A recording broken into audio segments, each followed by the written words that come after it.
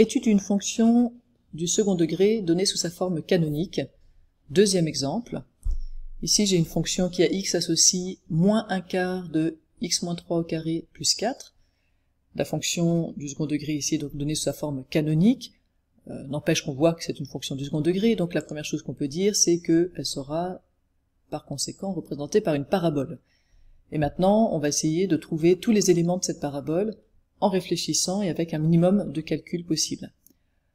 On pourrait être tenté, comme dans le précédent exemple, de développer tout ça, développer le x-3 au carré, distribuer le moins un quart, etc. Et puis d'utiliser les formules qu'on connaît sur des fonctions du second degré données sous la forme a fois x au carré plus bx plus c. Mais on va essayer de conserver cette forme parce que vous allez le voir, vous allez le reconstater même, elle est intéressante et elle fait gagner du temps.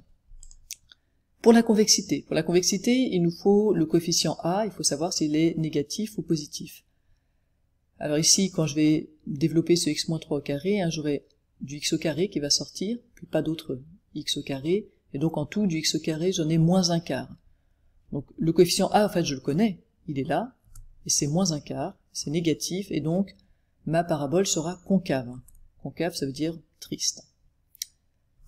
Pour le sommet, on l'a vu tout à l'heure, ça se lisait en fait très facilement sur la fonction, alors on va refaire le même raisonnement. Ici, j'ai une parabole qui est concave, donc ce que je cherche, c'est un maximum. Le sommet sera un maximum. Et si je regarde ma fonction, bien x-3 au carré, c'est positif, toujours. C'est toujours positif parce que c'est un carré. Quelque chose au carré, c'est toujours positif dans les nombres réels. Maintenant, si je multiplie par moins un quart, du coup, ça va être toujours négatif. Donc je suis en train de faire 4 plus quelque chose qui est toujours négatif. Ça peut être 4 plus moins 1, 4 plus moins 2, 4 plus moins 3, 4 plus 0 à la limite, mais 4 plus quelque chose de négatif ou nul. Donc au maximum, tout ça, ça vaut 4. Ma quantité qui est ici, elle est toujours inférieure ou égale à 4. Ce qui veut dire que ma valeur maximale, prise par la fonction à mon y maximal, c'est 4. Maintenant, pour quelle valeur de x il est atteint? C'est atteint quand cette quantité-là est minimale.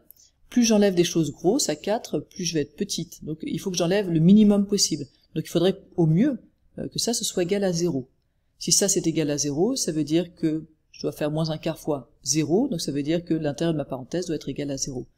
Donc ce sera égal à moins 4 quand x-3 sera égal à 0, c'est-à-dire quand x sera égal à 3.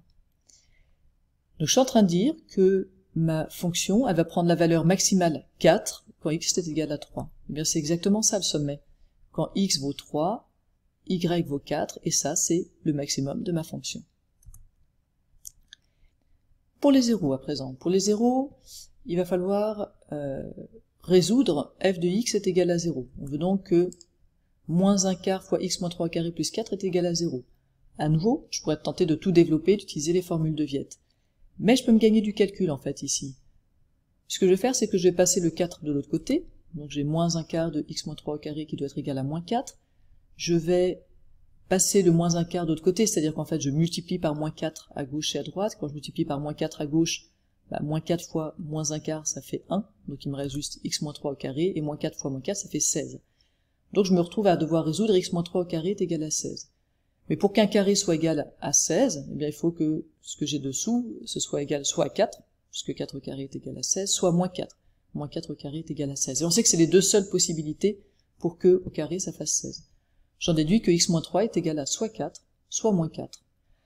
Alors si x moins 3 est égal à moins 4, je vais voir x moins 3 égale moins 4, et donc x égale moins 4 plus 3, donc moins 1. Si x moins 3 est égal à plus 4, je vais voir x égale 4 plus 3, donc x égale 7. Et j'ai donc mes deux zéros, moins 1 et 7, sans avoir fait beaucoup de calculs.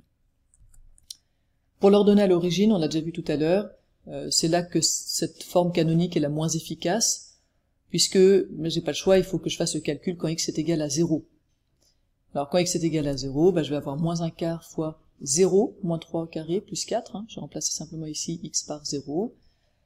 0 moins 3, ça fait moins 3 au carré, ça fait 9, donc j'ai moins 9 quarts plus 4, je peux le remplacer par 16 quarts, ce qui fait 7 quarts, ce qui fait 1,75.